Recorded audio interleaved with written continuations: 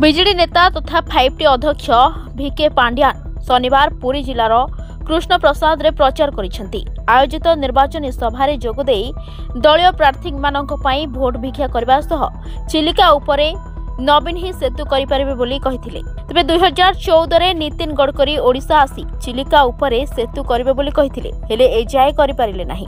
आ एबे पुणी कहउछंती सेतु करिबे। गडकरी केवल मिछ प्रतिश्रुति देउछंती। नवीन पटनायक महानदी बैतरणी नदी समेत गुरुप्रिया नदी रे सेतु तयारी करछंती। तेनु चिलिका उपरे केवल नवीन पटनायक ही सेतु करिपारिबे बोली पांड्यान कहिथिले। से आहुरी मध्ये कहिथिले जे ब्रह्मगिरी रे डबल इंजिन रहिछि। बीजेपी रो विधायक अछंती, ताहेले काहेकि ए जाय सेतु होई परला नाही।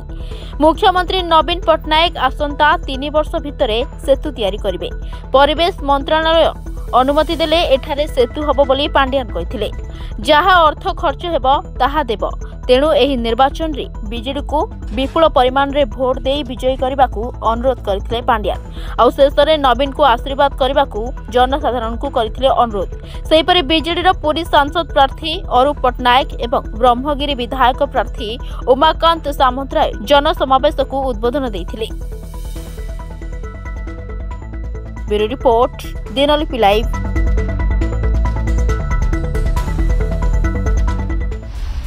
दिनलिपि लाइव को एबे ही लाइक शेयर सब्सक्राइब करंतु।